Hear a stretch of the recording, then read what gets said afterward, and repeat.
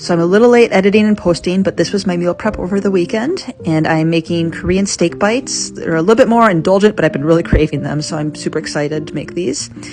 And I started at Aldi since it is right by my school.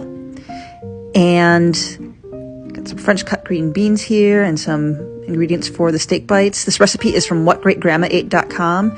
She has so many good recipes, and it's really easy to just find the ones that are listed as Whole30. I was going to get a cheaper steak, but they were sold out, so I ended up spending a little bit more. But again, this is 5 days worth of protein, and it made a big difference in the flavor, so I was glad I did. And I got some more cold brewed coffee. I'm actually really enjoying having cold brewed coffee with the nut pods.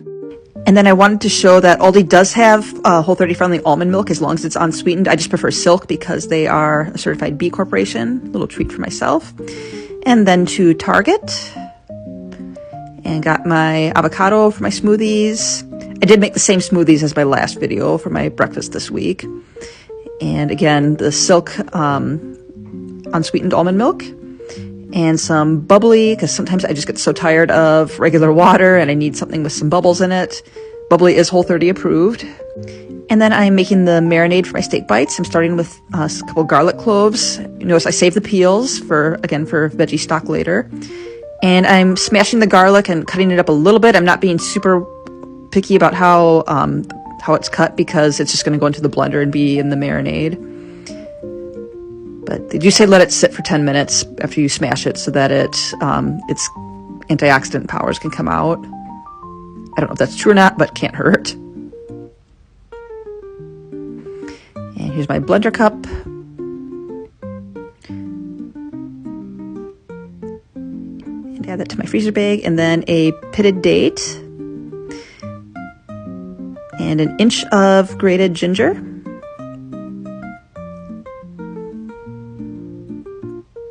And coconut aminos.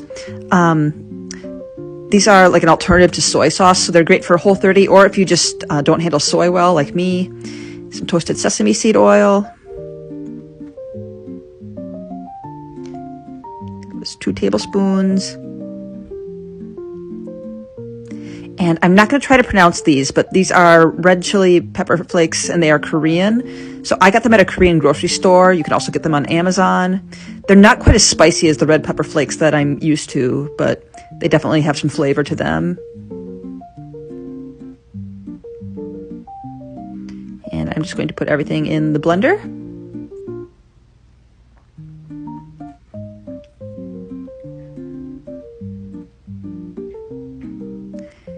And there it is all blended up.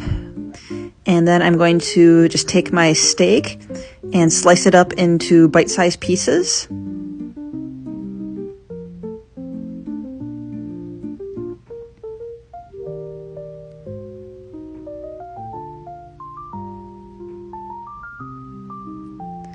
And again, if you can, don't be afraid to get a little bit nicer steak. It makes it way more enjoyable, in my opinion.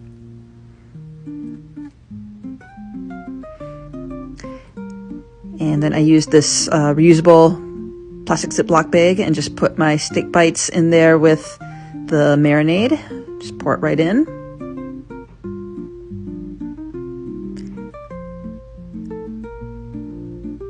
Use a silicone spatula to make sure I got it all really in there. And then I just had to zip up the bag.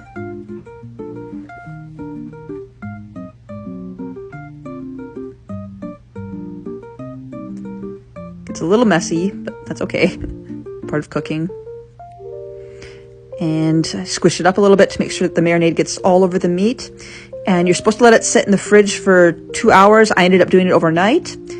And part 2 to come. So then to cook the steak bites, I just put some avocado oil in a skillet, and I just dumped the steak bites and the marinade right in there and let it cook for a few minutes, turned it every few minutes to make sure that they all got cooked all the way through. She also has instructions on her blog to cook them in an air fryer, but I don't own an air fryer. And then I just dumped the green beans right into the marinade and sauteed them a little bit. They're still a little bit crispy, but I like them that way. You could steam them if you want them softer. And for some garnish, I just chopped up some green onions and sprinkled them right onto the steak bites. You could definitely also put on some sesame seeds, but this was easy and delicious, so follow me for more ideas.